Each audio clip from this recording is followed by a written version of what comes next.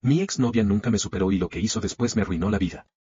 Antes de seguir con la historia me gustaría pedirte un pequeño favor, suscríbete al canal, deja un like y comparte tu opinión en los comentarios. Encontré un mechón de cabello castaño atado con un hilo rojo colgando de la manija de mi puerta, y debajo, escrito con lápiz labial sobre el vidrio de mi ventana, mi propio nombre repetido 9 veces. Esa fue la primera señal de que Celeste nunca se había ido de mi vida, aunque llevábamos casi un año separados, y esa noche, sin saberlo todavía, comenzó la cuenta regresiva para la persona que en ese momento dormía a mi lado. Voy a contar esto desde el principio porque necesito que alguien más lo sepa, porque necesito sacarlo de mi cabeza antes de que me consuma, y porque todavía hay noches en las que despierto convencido de que la puerta de mi cuarto se está abriendo lentamente. Nadie que no lo haya vivido puede entender lo que significa saber que la persona con la que compartiste años de tu vida es capaz de convertirse en la amenaza más peligrosa que jamás enfrentarás, y que cuando finalmente se lo cuentas a alguien, la primera reacción casi siempre es la misma, que seguramente estás exagerando. Conocí a Celeste en la universidad, en una clase de estadística que ninguno de los dos entendía. Ella se sentaba 2 filas detrás de mí y un día me pasó una nota preguntándome si quería estudiar juntos para el parcial. Tenía una risa fácil, ojos oscuros que parecían estudiarte más de lo que dejaban ver, y una forma de mirarte fijamente cuando hablabas que al principio confundí con interés genuino. Empezamos a salir 2 meses después. Los primeros 6 meses fueron, honestamente, los más intensos y bonitos de mi vida hasta entonces. Celeste era generosa, atenta, recordaba cada detalle que yo mencionaba de pasada, aparecía con mi comida favorita cuando yo ni siquiera le había dicho que tenía hambre. En ese momento pensé que era la mujer más perfecta que había conocido. Nuestros amigos comunes decían que hacíamos una pareja envidiable. Celeste organizaba cena sorpresa para mi cumpleaños con meses de anticipación, aprendía recetas de mi abuela con tal de complacerme, y durante mucho tiempo interpreté cada uno de esos gestos como prueba de un amor extraordinario, no como lo que en realidad eran, los primeros hilos de una red que se iba tejiendo alrededor de mi vida entera. Recuerdo una tarde, apenas 2 meses después de empezar a salir, en la que mencioné de pasada que una antigua compañera de la secundaria me había saludado en la calle. Esa misma noche, Celeste ya sabía el nombre completo de esa chica, donde trabajaba y con quien estaba casada. Solo mucho después entendí que esa capacidad para obtener información tan rápido no era casualidad ni buena memoria, era vigilancia activa. El problema empezó de forma tan sutil que no lo noté hasta que ya era tarde. Primero fueron preguntas normales, con quién había hablado, por qué había tardado en responder un mensaje, quién era esa chica en la foto de mi perfil de una fiesta de hace 2 años. Después las preguntas se volvieron interrogatorios. Empezó a pedirme la ubicación en tiempo real, y cuando le dije que me incomodaba, lloró tanto que terminé aceptando solo para que se calmara. Empezó a presentarse sin avisar en lugares donde yo estaba con amigos, siempre con una excusa preparada, siempre actuando como si fuera pura coincidencia. Un día encontré que había creado una cuenta falsa en redes sociales para seguir a una compañera de trabajo mía con la que yo apenas cruzaba 2 palabras al día. Cuando finalmente reuní el valor para terminar la relación, después de casi 3 años, Celeste no gritó ni rogó como yo esperaba. Se quedó completamente inmóvil, mirándome con una calma que me dio más miedo que cualquier reacción violenta. Me dijo, con una voz plana que no reconocí, que yo no sabía lo que estaba haciendo, que nadie más me iba a entender como ella, que yo era suyo desde el primer día que hablamos en esa clase de estadística. Salí de su departamento esa noche sintiendo un alivio que no había sentido en meses, sin imaginar que ese alivio era, en realidad, el inicio de la peor pesadilla de mi vida. Durante los primeros meses después de la ruptura, Celeste me escribía todos los días. Mensajes largos, algunos cariñosos, otros llenos de rabia, otros que oscilaban entre ambos extremos en un mismo párrafo. Bloqueé su número, y ella empezó a escribirme desde números nuevos. Bloqueé sus redes, y creó perfiles falsos para seguir contactándome.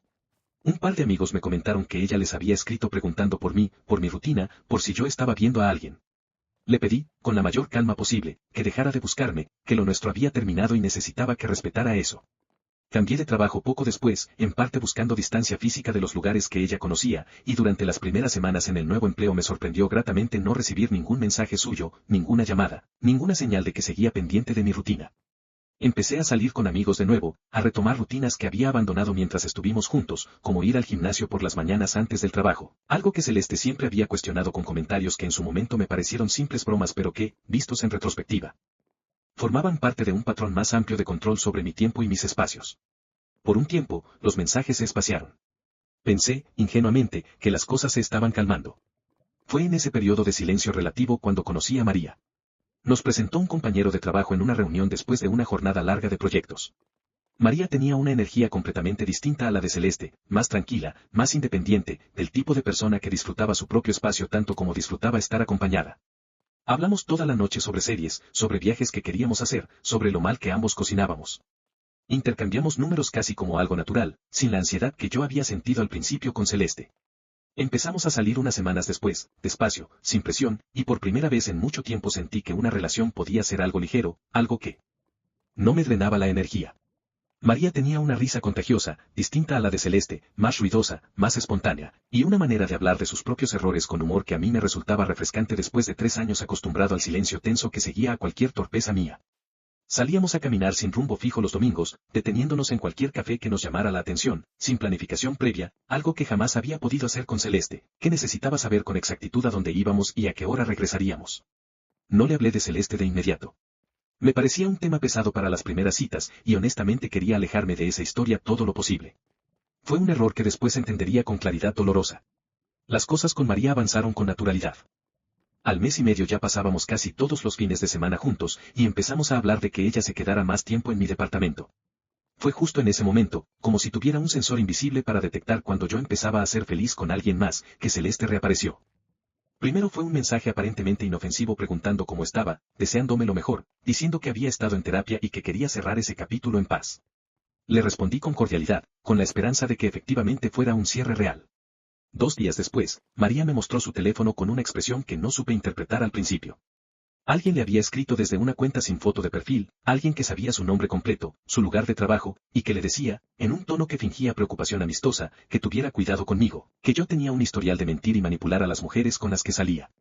Le expliqué a María quién era Celeste, le conté todo lo que había vivido durante esos 3 años, y ella, para mi alivio, no se alejó. Al contrario, se mostró comprensiva, aunque no pudo evitar preguntarme, con una mezcla de curiosidad y preocupación genuina, si esto era algo que se iba a repetir. Le aseguré que no, que Celeste terminaría por cansarse, que solo necesitábamos ignorarla, que había pasado por situaciones similares antes de conocerla y que siempre terminaban resolviéndose solas con el tiempo. Me creyó, o al menos fingió creerme, porque ninguno de los dos quería que el miedo se convirtiera en el tema central de una relación que apenas empezaba. No tenía idea de cuán equivocado estaba. Los mensajes anónimos a María continuaron, cada vez con más información específica, la hora exacta en que salía de su trabajo, el nombre de la cafetería donde solía desayunar los sábados, detalles que solo alguien que la estuviera siguiendo físicamente podría conocer. María empezó a sentirse observada, y no era una sensación infundada. Un día me contó que, mientras esperaba el autobús, una mujer con lentes oscuros y una gorra se había quedado parada frente a ella durante varios minutos, sin decir nada, sin moverse, solo mirándola fijamente hasta que María, con el pulso acelerado y sin entender del todo por qué esa mirada le resultaba tan perturbadora, decidió cambiarse de parada y esperar el siguiente autobús media cuadra más adelante. Una madrugada me despertó el sonido de mi propio auto encendiéndose desde afuera. Bajé descalzo, con el corazón acelerado, y encontré el motor apagado y las llaves todavía colgadas junto a la puerta, exactamente donde las había dejado. Durante días pensé que lo había imaginado, hasta que revisé la grabación de la cámara del vecino y vi, con una nitidez que se me quedó grabada, la silueta de una mujer parada junto a la puerta del conductor durante casi 10 minutos, inmóvil, mirando hacia mi ventana antes de alejarse caminando hacia la oscuridad de la calle. No pude reconocer el rostro, pero reconocí la forma de caminar, el mismo paso mesurado y silencioso que Celeste tenía cuando quería pasar desapercibida en cualquier lugar. Días después, María encontró un ramo de flores marchitas colgado del espejo retrovisor de su auto, atado con el mismo tipo de hilo rojo que yo encontraría después en mi propia puerta. Las flores estaban completamente secas, como si hubieran sido cortadas semanas atrás y guardadas deliberadamente para ese momento exacto. No había ninguna nota, no hacía falta. Ambos entendimos el mensaje sin necesidad de palabras, alguien sabía exactamente dónde estacionaba, a qué hora salía, y quería que lo supiéramos. Fui a buscar a Celeste directamente. La encontré en su departamento, y lo que vi ahí me heló la sangre de una forma que ninguna palabra podría haberme preparado. En la pared de su sala, cubierta casi en su totalidad, había fotografías mías, fotos que yo nunca le di, fotos tomadas desde ángulos que indicaban que alguien me había estado siguiendo durante meses, fotos de mí entrando a mi trabajo, fotos de mí y María caminando por la calle, algunas con el rostro de María tachado con marcador negro. Celeste me recibió como si nada de eso fuera extraño, me abrazó, me dijo que sabía que yo terminaría regresando, que solo era cuestión de tiempo, que ella nunca había dejado de esperarme. Me quedé parado en medio de esa sala durante lo que sintió como minutos eternos, incapaz de procesar del todo lo que estaba viendo.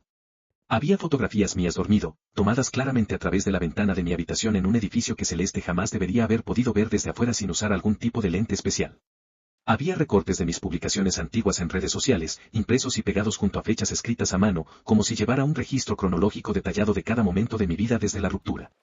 En una esquina, sobre una mesa pequeña, había una caja de zapatos que, cuando la abrí sin pedir permiso, reveló decenas de objetos que reconocí de inmediato, una camiseta mía que creía haber perdido, un boleto de cine de una de nuestras primeras citas, un mechón de cabello que no supe identificar en ese momento pero que después entendería, con horror, que probablemente pertenecía a María. Le exigí que se alejara de María, que dejara de escribirle, que dejara de seguirnos. Su expresión cambió por completo, la calidez desapareció de su rostro en un segundo, reemplazada por algo frío y calculador que jamás le había visto antes, ni siquiera en sus peores momentos de celos durante la relación. Me dijo que María no era real, que era solo una distracción pasajera, que yo iba a darme cuenta de mi error antes de lo que pensaba. Salí de ahí con la certeza de que Celeste había cruzado una línea de la que no había vuelta atrás, y con un miedo que se instaló en mi pecho y ya no me abandonó. Denuncié la situación en una comisaría, mostré capturas de pantalla de los mensajes, describí lo que había visto en el departamento de Celeste. El oficial que me atendió tomó nota con desgano, me explicó que sin amenazas explícitas de muerte era difícil abrir una investigación formal, que lo máximo que podían hacer era registrar una queja por acoso, un papel que, según entendí después, terminaría archivado sin ningún seguimiento activo salvo que yo mismo insistiera periódicamente para que alguien revisara el caso. Me fui de ahí sintiendo que estaba completamente solo enfrentando esto, que el sistema no iba a protegernos hasta que algo verdaderamente grave sucediera. Intenté, esa misma semana, contratar un abogado privado para ver si existía alguna otra vía legal, una orden de restricción, cualquier mecanismo que nos diera algo de protección real, pero me explicaron que sin evidencia de amenazas directas el proceso podía tardar meses en resolverse, tiempo que en ese momento sentíamos que no teníamos. No sabía en ese momento cuán cerca estaba esa tragedia. Durante las siguientes 2 semanas, intenté que María y yo lleváramos una vida lo más normal posible, aunque ambos sabíamos que algo se había roto en nuestra sensación de seguridad. Cambiamos rutinas, evitamos ciertos lugares, María empezó a quedarse más tiempo en mi departamento porque le daba más tranquilidad que estar sola en el suyo. Instalé cámaras en la entrada de mi edificio.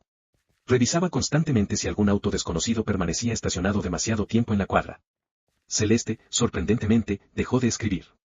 No hubo mensajes nuevos, ni a mí ni a María, durante casi 10 días. Ese silencio, que en cualquier otra circunstancia habría sido un alivio, terminó siendo la calma que precede a la tormenta. La noche en que todo cambió para siempre, María había salido después del trabajo a tomar algo con 2 compañeras, algo que hacía normalmente los jueves. Me escribió alrededor de las 9 de la noche diciendo que ya iba de regreso, que llegaría en unos 20 minutos. Le respondí con un simple mensaje diciendo que la esperaba con la cena lista. Ese fue el último mensaje que recibí de ella. A las 10:30, sin noticias, empecé a preocuparme. Le llamé varias veces sin respuesta. Le escribí a sus compañeras, quienes me confirmaron que se había ido sola caminando hacia la parada de autobús, como siempre, alrededor de las 9:15. Salí a buscarla por la ruta que normalmente tomaba, revisé la parada, revisé el trayecto completo entre la parada y mi edificio. No había rastro de ella. A la medianoche, con el pánico ya instalado por completo en mi cuerpo, llamé a la policía para reportar su desaparición. Me dijeron, con la misma frialdad burocrática de siempre, que debía esperar 24 horas antes de que pudieran considerarlo oficialmente como una persona desaparecida, salvo que hubiera evidencia clara de un delito. Esa noche no dormí. Llamé a todos los contactos de María que tenía guardados, a su familia, a antiguos compañeros de trabajo. Nadie sabía nada. A la mañana siguiente, con los ojos hinchados por la falta de sueño y el llanto, fui directamente a buscar a Celeste. No la encontré en su departamento. Su vecina, una señora mayor que solía sentarse en el pasillo, me dijo que Celeste se había ido de viaje la noche anterior, cargando una maleta grande, alrededor de las 10 de la noche, y que le había parecido extraño porque nunca antes la había visto salir tan tarde ni con tanta prisa, casi corriendo hacia un auto que la esperaba con las luces apagadas al final de la calle. La policía finalmente aceptó abrir una investigación cuando les mostré el historial de acoso, los mensajes, las fotografías en la pared del departamento de Celeste. Un par de detectives fueron a buscarla, pero para entonces Celeste ya había desaparecido completamente. Su teléfono estaba apagado, su cuenta bancaria no mostraba movimientos recientes, y su familia, con la que aparentemente no tenía una relación cercana desde hacía años, decía no saber nada de su paradero. Los siguientes días fueron una agonía que no le desearía a nadie. Ayudé a organizar búsquedas, pegamos volantes con la foto de María por toda la zona, revisamos cámaras de seguridad de negocios cercanos a la parada de autobús. Dormía, cuando lograba dormir, en el sillón de la sala con el teléfono sobre el pecho, esperando cualquier notificación, cualquier señal. La familia de María llegó desde otra ciudad y se instaló en un hotel cercano, y cada noche nos reuníamos en mi departamento para repasar una y otra vez los mismos datos, las mismas fotografías, las mismas preguntas sin respuesta, como si repetirlas suficientes veces fuera a revelar algo que se nos había escapado. La madre de María, una mujer que apenas conocía antes de esa semana, terminó durmiendo en mi sofá 2 noches seguidas porque no soportaba la idea de estar sola en un hotel esperando noticias. En una de esas grabaciones que finalmente logramos conseguir, borrosa y a distancia, se veía a una figura con capucha caminando detrás de María justo antes de que ella girara hacia una calle lateral que no era parte de su ruta habitual, una calle más oscura, con menos negocios, menos cámaras. Analizamos ese fragmento de video decenas de veces, ampliándolo, tratando de identificar cualquier detalle, la forma de caminar, la altura, algún objeto distintivo. La calidad de la imagen era demasiado baja para obtener una identificación oficial, pero yo no necesitaba una confirmación técnica para reconocer ese paso. Esa era la última imagen que existía de ella. Pasaron 11 días sin ninguna novedad. Durante ese tiempo, empecé a recibir mensajes de un número desconocido, mensajes cortos, casi poéticos en su crueldad, que decían cosas como que María finalmente entendía su lugar, que yo debía dejar de buscar porque nunca la encontraría si seguía involucrando a la policía, que si de verdad me importaba su bienestar debía esperar instrucciones. Entregué esos mensajes a los detectives, que lograron rastrear que provenían de una tarjeta prepago comprada en efectivo, imposible de vincular directamente a una persona, aunque todos, incluido yo, sabíamos exactamente quién estaba detrás. El día 12, recibí un mensaje distinto. Decía simplemente que fuera solo, sin policía, a una dirección en las afueras de la ciudad, una zona semirural con casas abandonadas y terrenos baldíos, si quería volver a ver a María con vida. Sabía que era una trampa. Sabía que ir solo era probablemente la decisión más peligrosa que podía tomar. Pero también sabía que si llamaba a la policía y algo salía mal, jamás me lo perdonaría. Fui. Conduje casi 40 minutos hasta salir por completo de la zona urbana, dejando atrás las luces de la ciudad hasta que solo quedaron los faros de mi propio auto iluminando un camino de tierra flanqueado por terrenos vacíos y postes de luz caídos. En algún punto del trayecto pensé en dar la vuelta, en llamar a la policía sin importar las consecuencias, pero cada vez que mi mano se acercaba al teléfono me imaginaba a María sola en algún lugar, esperando que alguien llegara, y seguía manejando. El GPS marcó que había llegado apenas unos segundos antes de que las luces de mi auto revelaran la silueta de la casa entre la maleza. La dirección correspondía a una casa vieja, aparentemente deshabitada desde hacía años, con la pintura descascarada y el jardín completamente invadido por maleza. La puerta principal estaba entreabierta. Entré con el corazón latiendo tan fuerte que sentía que se me iba a salir del pecho. El interior olía a humedad y a algo más, algo metálico que no quise identificar todavía. En la sala, sentada en una silla de madera en medio de la habitación vacía, estaba Celeste, completamente tranquila, con las piernas cruzadas y las manos entrelazadas sobre el regazo, como si estuviera esperando a un invitado para tomar el té y no a la persona que había estado buscando desesperadamente durante casi 2 semanas. Le pregunté dónde estaba María. Celeste sonrió de una forma que jamás olvidaré, una sonrisa que no tenía nada de humano en ella, y me dijo que María finalmente había entendido que nunca debió meterse entre nosotros. Me señaló hacia una puerta al fondo del pasillo. Corrí hacia ella con una desesperación que no había sentido nunca antes en mi vida. Lo que encontré en esa habitación es algo que va a quedarse grabado en mi mente por el resto de mis días. María estaba ahí, atada a una silla, con signos evidentes de haber pasado casi 2 semanas en cautiverio, deshidratada, débil, con la mirada perdida de alguien que ha dejado de tener esperanza. Sobre una mesa pequeña junto a la silla había un plato con restos de comida seca y un vaso con agua turbia, apenas suficiente para mantenerla con vida, calculado con la misma precisión fría con la que Celeste parecía calcular todo lo demás. Pero estaba viva. Corrí a desatarla mientras le hablaba, tratando de mantenerla consciente, diciéndole que ya todo iba a estar bien, que la iba a sacar de ahí. Fue en ese momento, mientras luchaba con las cuerdas que sujetaban sus muñecas, que escuché el sonido metálico detrás de mí. Celeste estaba parada en el umbral de la puerta, sosteniendo un cuchillo de cocina con una calma escalofriante, diciendo que había esperado ese momento durante meses, que necesitaba que yo viera con mis propios ojos lo que pasaba cuando alguien intentaba quitarle lo que era suyo. Me lancé hacia ella justo cuando avanzaba hacia María, logrando desviar el primer intento de ataque, recibiendo un corte profundo en el antebrazo en el proceso.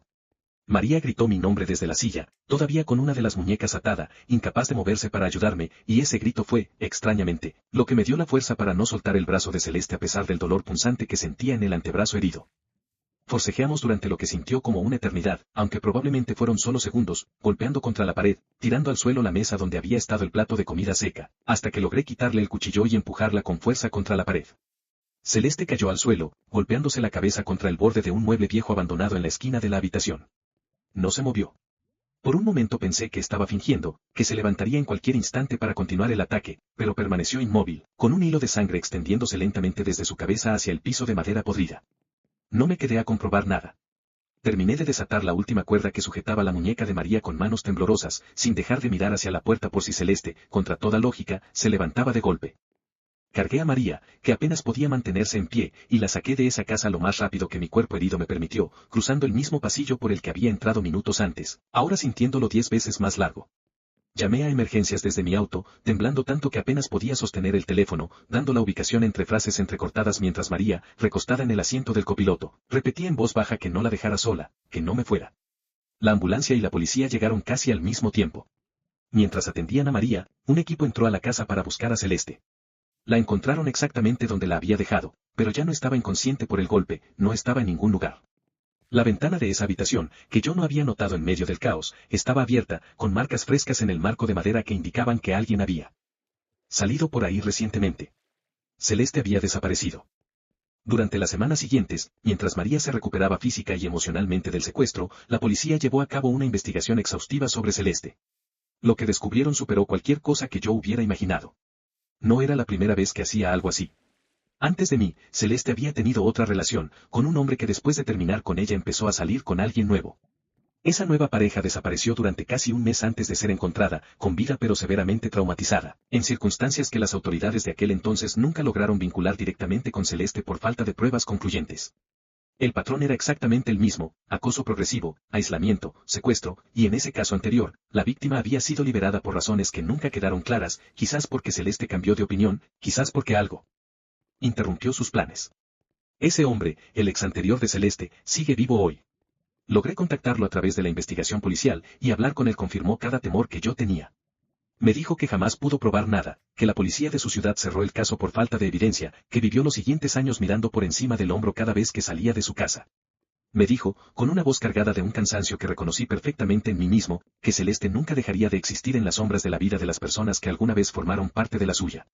Me contó también algo que los detectives no habían mencionado en el expediente, que la mujer que Celeste había secuestrado años atrás jamás volvió a hablar públicamente de lo ocurrido, que se cambió de nombre legalmente y cortó todo contacto con las personas que la conocían antes, incluido él. Me dijo que intentó buscarla una vez, años después, solo para saber que estaba bien, y que un mensaje de una cuenta desconocida le respondió, en menos de una hora, con una sola frase que le heló la sangre, que dejara de buscarla si no quería que Celeste supiera dónde encontrarla. Nunca averiguó si ese mensaje venía de la mujer que buscaba o de la propia Celeste vigilando todavía sus movimientos. Colgamos la llamada sin que ninguno de los dos supiera qué más decir, unidos únicamente por el peso compartido de haber sido, en distintos momentos de nuestras vidas, el objeto de la misma obsesión, dos hombres separados por años y ciudades distintas que jamás se habrían conocido de no ser por la misma sombra que ambos cargábamos. Pasaron casi 2 meses sin ningún rastro de Celeste. Su departamento fue vaciado por completo, sin dejar ninguna pista sobre su paradero. Las cámaras de tránsito la perdieron en las afueras de la ciudad la misma noche que escapó por esa ventana. Empezamos, con mucho esfuerzo, a reconstruir algo parecido a una vida normal. María fue a terapia semanalmente, yo cambié la cerradura de mi departamento 3 veces y dormía con el teléfono en la mano por si necesitábamos llamar a alguien de emergencia. Poco a poco, el miedo constante empezó a transformarse en algo más manejable, aunque nunca desapareció por completo.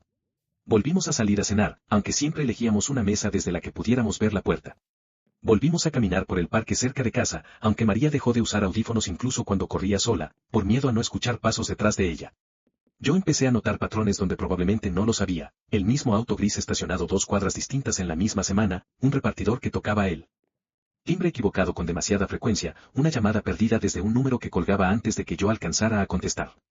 Le mencioné algunos de estos episodios a mi terapeuta, que me explicó con paciencia que era normal que mi cerebro, después de un trauma de esa magnitud, se mantuviera en un estado de alerta constante, buscando amenazas incluso donde no existían. Quise creerle. Necesitaba creerle. Pero había una parte de mí, la misma parte que había aprendido a reconocer los patrones de Celeste durante 3 años de relación, que sabía que no todas esas señales eran producto de mi imaginación. Fue justo cuando empezábamos a sentir que quizás, finalmente, podíamos respirar tranquilos, que recibí una última notificación en mi correo electrónico, enviada desde una dirección que no reconocía, sin remitente visible, solo con un archivo adjunto. Era un video.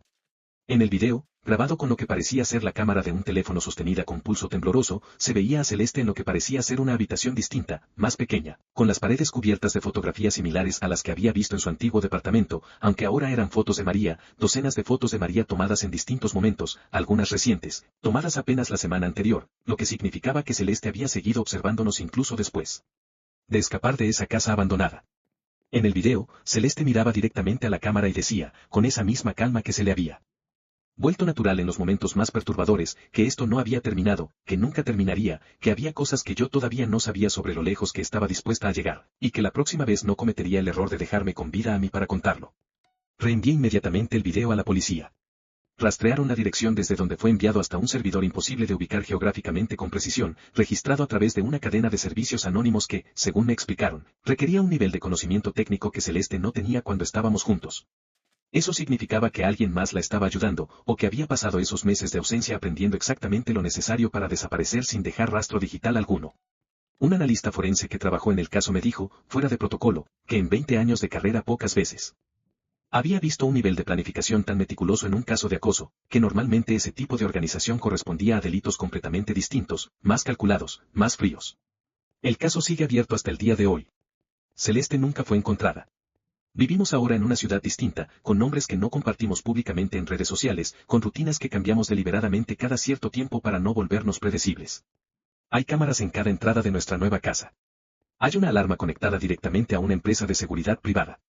Contratamos, incluso, a un consultor especializado en seguridad personal que revisó nuestras rutinas y nos dio una lista de recomendaciones que al principio me parecieron exageradas: variar las rutas al trabajo, no publicar absolutamente nada en tiempo real en redes sociales, revisar los bajos de nuestros autos antes de cada viaje largo. Seguimos cada una de esas recomendaciones al pie de la letra, sin excepción, durante los primeros meses en la nueva ciudad. Y sin embargo, cada vez que alguien se queda parado demasiado tiempo en la acera de enfrente, cada vez que un mensaje llega de un número desconocido, cada vez que María jura haber visto una silueta familiar entre la gente en el supermercado, ambos sabemos exactamente en quién estamos pensando. Me quedé parado en la entrada durante un buen rato, con la fotografía en la mano, sintiendo como el aire de la calle se volvía irrespirable a mi alrededor. Miré hacia ambos lados, hacia los autos estacionados, hacia las ventanas de las casas vecinas, buscando cualquier indicio de que alguien nos hubiera estado observando en ese preciso instante, sin encontrar nada más que la quietud ordinaria de una tarde cualquiera. Entré a la casa, cerré la puerta con las 3 cerraduras que habíamos instalado, y me senté en el suelo de la entrada sin poder moverme, con la fotografía todavía temblando entre mis dedos, hasta que escuché los pasos de María bajando las escaleras y tuve que reunir fuerzas para explicarle, otra vez, que el pasado que tanto habíamos intentado dejar atrás seguía exactamente detrás de nosotros. Le di la fotografía a los detectives asignados a nuestro caso, que la enviaron a análisis forense con la esperanza de encontrar una huella, una fibra, cualquier cosa que finalmente nos diera una ubicación concreta. El resultado llegó 2 días después. La fotografía estaba completamente limpia, sin huellas, sin rastros de ADN, como si hubiera sido manipulada con guantes desde el momento en que fue impresa, e incluso el papel utilizado resultó ser un tipo genérico vendido en cientos de tiendas distintas a lo largo del país, imposible de rastrear hasta un punto de venta específico. Ese nivel de cuidado, esa paciencia metódica para no dejar absolutamente nada al azar, fue lo que más me aterró de todo lo que habíamos vivido hasta entonces, más que el cuchillo, más que la casa abandonada, más que la habitación cubierta de fotografías. Entendí, con una claridad helada que me recorrió el cuerpo entero mientras sostenía esa fotografía entre las manos, que Celeste no había estado improvisando en ningún momento, que cada paso que había dado desde la ruptura hasta esa fotografía sobre el felpudo formaba parte de un plan sostenido durante meses, quizás años, y que la única razón por la que seguíamos con vida era que, por alguna razón que yo no lograba comprender, Celeste todavía no había decidido terminar con esto. Esa misma noche, mientras revisaba por 10ª vez que todas las puertas y ventanas estuvieran aseguradas, María me llamó desde el baño con la voz quebrada. Había encontrado, escrito con el vapor del espejo mientras se duchaba, algo que ninguno de los dos había escrito: una fecha, apenas 4 días en el futuro, y debajo, 3 palabras que se fueron desvaneciendo lentamente junto con el vapor mientras las dos permanecíamos paradas frente al espejo, incapaces de movernos. Esta vez sí. No dijimos nada durante un largo rato, escuchando únicamente el goteo de la ducha todavía abierta detrás de nosotros y el sonido distante de un auto pasando por la calle, preguntándonos, sin decirlo en voz alta, si esa vez sería finalmente distinta a todas las anteriores. Hace 3 noches, al llegar a casa después del trabajo, encontré sobre el felpudo de la entrada una fotografía impresa de María y de mí caminando por la calle donde vivimos ahora, tomada, según la fecha en la esquina de la imagen, apenas 2 días atrás. Faltan 2 días para la fecha que apareció escrita en ese espejo, y ninguno de los dos ha vuelto a dormir. Reviso cada sombra en la calle, cada auto que pasa 2 veces por la misma cuadra, cada mensaje que llega de un número que no reconozco, esperando y temiendo al mismo tiempo el momento en que Celeste decida finalmente terminar lo que empezó aquella noche en la casa abandonada. Y en el fondo, aunque nunca lo digo en voz alta frente a María, sé que esta vez no habrá una segunda oportunidad para huir.